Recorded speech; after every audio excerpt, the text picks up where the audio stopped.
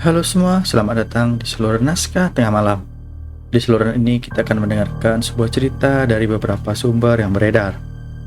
Pada kesempatan malam ini, saya akan membawakan sebuah cerita tentang tumbal pesugihan keluarga penyembah berhala yang dituliskan oleh Haryo Triaji. Untuk itu, jangan lupa menutup pintu, matikan lampu, dan tarik selimutmu. Keluarga itu kompak untuk mengikat kontrak tumbal dan pesugihan. Namun, kisah mereka berkelok tajam, tak terduga di ujung nyawa. Tidak hanya warga sekitar yang menyimpan kecurigaan itu. Saya rasa hampir semua orang di kota ini menyimpan pertanyaan yang sama. Bagaimana bisa keluarga yang awalnya begitu melarat menjadi super kaya dalam hitungan minggu?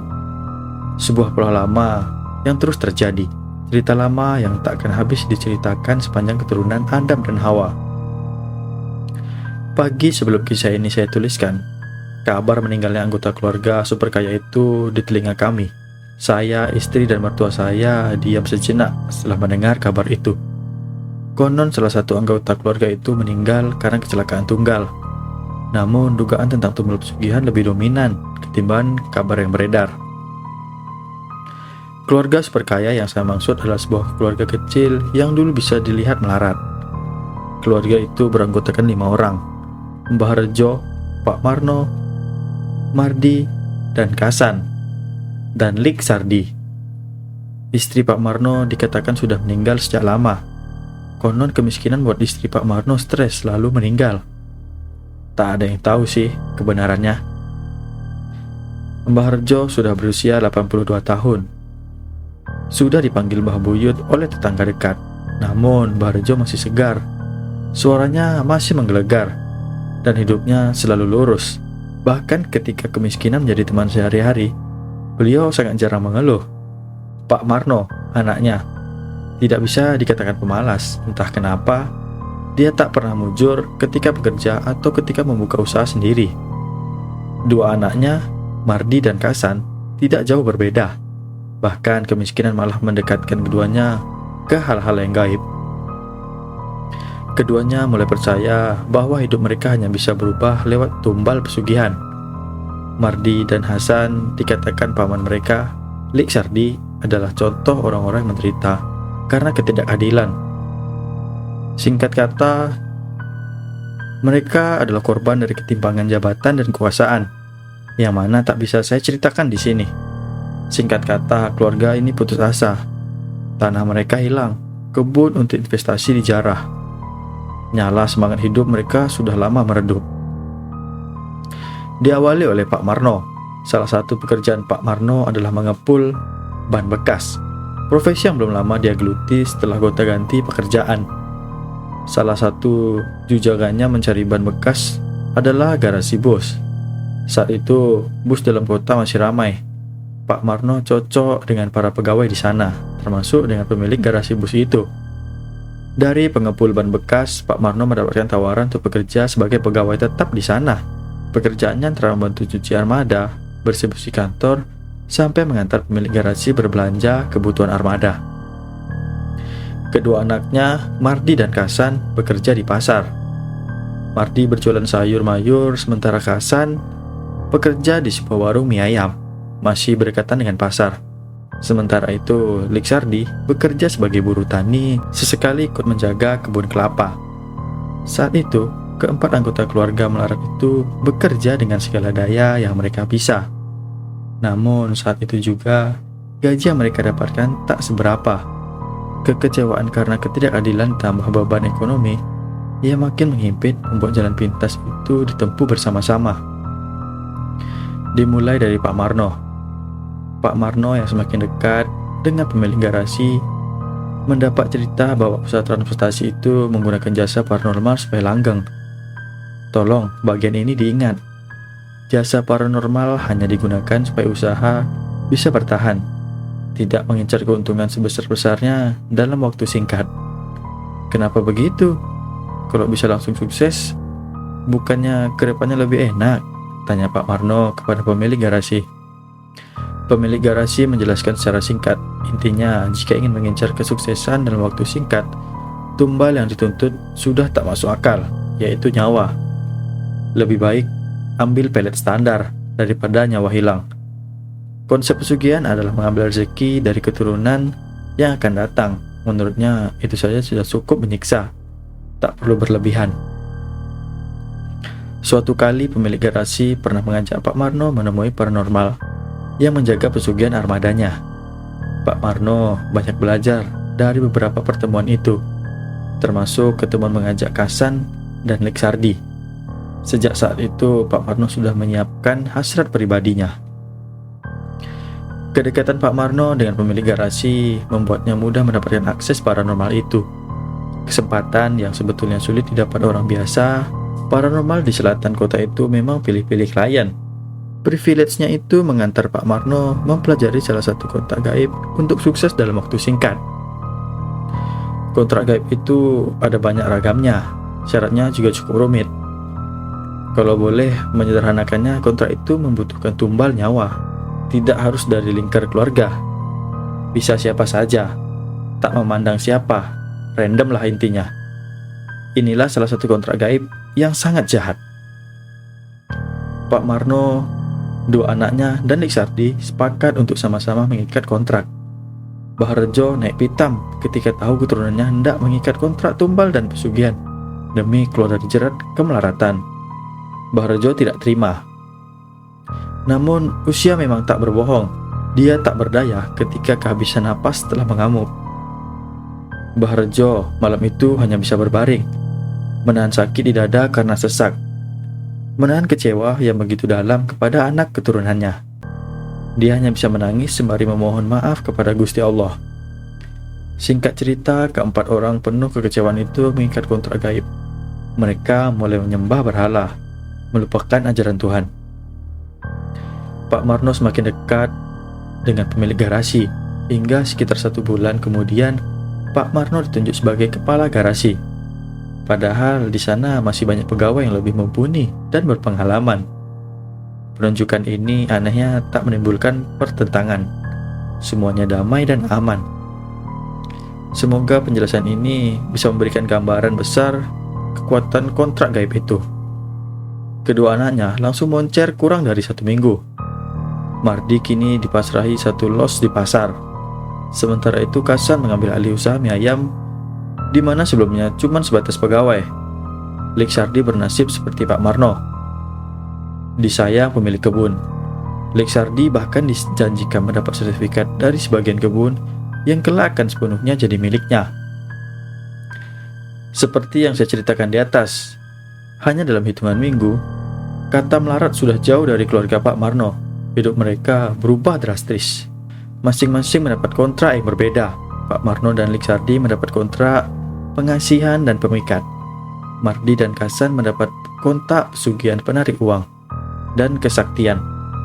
Kontraknya boleh berbeda, tapi syaratnya sama, yaitu tumbal nyawa. Dalam hitungan minggu mereka bisa dibilang sudah kaya jika dibandingkan dengan tetangga dan nasib mereka yang dulu. Dalam hitungan tahun, Pak Marno sudah menjadi pemilik garasi bus itu. Dulu armada Pak Marno sempat merajai jalanan di kota ini, sebelum amblas karena tumbal salah sasaran. Mardi menjadi distributor sayuran segar ke beberapa provinsi. Kasan memiliki perjualan mie ayam yang rasanya jauh dari kata enak, tapi bisa membangun beberapa kontrakan dan tanahnya terbesar di beberapa kecamatan. Dan Leksardi menjadi pemilik puluhan petak sawah dan kebun kelapa. Bahkan dalam waktu dekat, greenhouse Leksardi sudah selesai dibangun. Cerita di atas adalah sekilas timeline kesuksesan keluarga Pak Marno dalam waktu singkat. Kini kita masuk ke bagian tragedi yang mulai dialami keluarga kecil ini. Anggota keluarga yang baru saja meninggal adalah Kasan. Salah satu berkah dari kontrak yang diterima adalah kesaktian. Selama beberapa bulan, Kasan memang mulai kedatangan banyak tamu untuk memakai jasanya. Sore kemarin, Kasan mendapat telepon. Salah satu kliennya bersedia memenuhi syarat menggandakan uang. Warga melihat Kasan keluar dari rumah mengendarai hardtop, mobil kesayangannya. Wajahnya tampak sumringah. Dia menyapa warga yang tengah berkumpul di pos ronda, katanya mau menjemput rezeki. Malam harinya keluarga Pak Marno dikagetkan dengan telepon dari polisi yang mengabarkan bahwa Kasan mengalami laka lantas di dekat jalur provinsi. Tidak ada luka luar, padahal hardtop yang dikendarainya ringsek di bagian depan. Namun kata orang, organ dalamnya hancur. Terlihat dari tubuhnya yang berubah menjadi warna ungu. Saya tidak paham. Mulai saat itu, desas-desus soal tumbal mulai terdengar. Ada yang menduga bahwa Kasan dijadikan tumbal oleh saudaranya sendiri. Pasalnya selama beberapa minggu terakhir, di jalan desa sering ada uang jatuh. Karena terlalu sering, warga menjadi curiga. Jangan-jangan itu uang tumbal yang akan mencelakakan siapa saja yang memungutnya. Dan jika dipikirkan lagi, hanya keluarga Pak Marno yang punya kekuatan seperti itu. Kelebihan yang sudah menjadi rahasia umum dan meresahkan. Pasalnya beberapa bulan yang lalu, 2 warga meninggal dunia karena mengut dan menyimpan uang tumbal. Katanya 2 warga itu meninggal karena COVID-19. Namun tak ada yang percaya bahwa kedua termasuk warga yang jarang kali keluar dari rumah. Pagi tadi Pak Marno dan Mardi lebih banyak diam ketika warga sibuk mendirikan tenda untuk melayat. Sementara itu Liksardi tidak terlihat.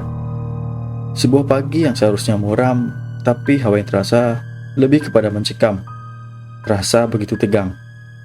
Sebuah pagi yang ketika hampir menanjak siang, sebuah kegaduhan meledak dari rumah. Beberapa ibu tetangga yang sudah membersihkan rumah teriak histeris. Mbah Buyut, orang tua yang dicintai warga. Mbah Harjo yang masih bugar di usia 80 tahun mendadak muntah darah. Dadanya yang tinggal tulang, kempas-kempits menandakan kesulitan bernapas. Batuk yang terdengar sangat kolosal diiringi muntah darah terjadi selama beberapa detik. Mbah Harjo seperti kehilangan daya hidup ketika matanya menjadi putih sempurna. Sebelum terjatuh, Mbah Harjo sempat berujur, "Ya Allah." Tak ada yang tahu makna ungkapan Mbah Harjo. Apakah sebagai bentuk permohonan untuk ampunan atau kekecewaan yang mendalam kepada anak dan cucunya. Siang tadi menyusul Kasan dan cucunya. Mbah Harjo meninggal dunia. Dari saku kemeja batik dengan panjang itu, seorang tetangga menarik keluar uang 20 ribuan. Konon pagi tadi, Mbah Harjo mengungutnya di jalan. Dari dalam bilik terdengar suara raungan getir, disusul teriakan, "Ampun! Ampun! Ampun!" Itu suara Liksardi. Lolongannya terdengar menyayat hati.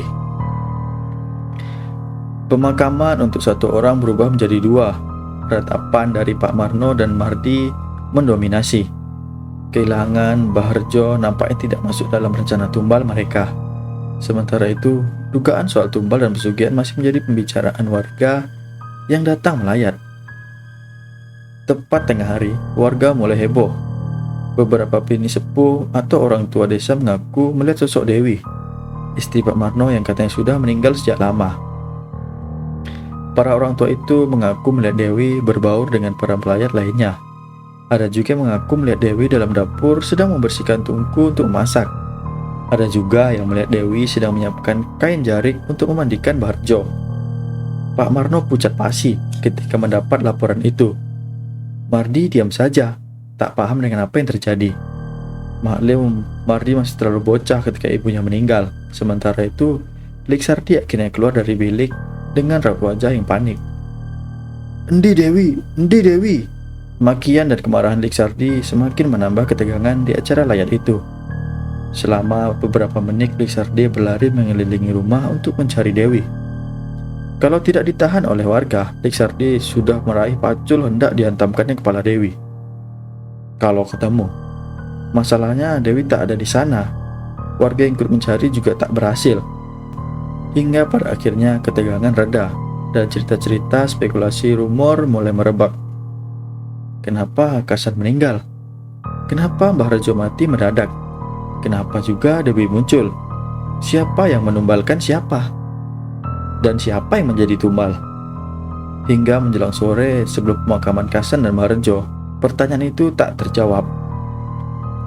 Pak Marno dan Mardi ikut berjalan di belakang rombongan pelayat yang mengantar 2 jenazah menuju kuburan desa. Liksardi sibuk menatap jalanan desa. Ketika tiba-tiba dia muntah darah. Matanya memutih dan terjatuh sambil bergaul. Ya Allah, kali ini tak ada uang 20 ribuan yang tersimpan di baju Lik Sardi. Arus pelayat berhenti. Ketegangan kembali terbangun. Hari ini, warga menguburkan 3 jenazah yang masih satu keluarga. Kami tidak tahu harus bagaimana selain menguburkan secara layak. Pak Marno dan Mardi tak lagi berjalan berdampingan. Keduanya saling menjauh dan melihat sangat waspada. Sore dan gerimis mengantar pelayat kembali ke rumah duka. Warga memutuskan mengantar menjaga Pak Marno dan Parti. Sampai rumah duka, di sudut kanan rumah, di bawah kanopi, tampak sosok Dewi yang menjadi misteri itu. Saya tak tahu sejarah Dewi dan desa ini, namun warga seperti histeris melihat kedatangannya. Ada yang berdoa, ada yang menyebut nama Allah, ada yang memaki, ada yang terdiam saja. Dia sibuk mengamati sosok ibunya yang konon sudah lama meninggal. Pak Marno juga terdiam, matanya berkaca-kaca. Dia bergumam, "Ampun, ampun, ampun." Disusul, "Ya Allah," sebelum muntah darah dan ambruk. Pak Marno sebelum meninggal, dia cuma kehilangan kesadaran. Tubuhnya panas sekali, kata warga yang membopongnya masuk ke rumah. Mardi masih terdiam ketika dia bergumam, "Emak." Bini sepuh desa menangis sejadi-jadinya. Sosok Dewi tak terlihat lagi. Saya pulang dengan 1000 pertanyaan. Lalu cerita apakah yang ada di belakang sosok Dewi? Hingga saat ini, cerita itu masih menjadi pertanyaan bagi kami semua. Baiklah, itulah tadi sebuah cerita tentang tumpal pesugihan keluarga penyembah berhala. Terima kasih telah mendengarkan cerita di Naskah Tengah Malam. Sampai jumpa di episode selanjutnya.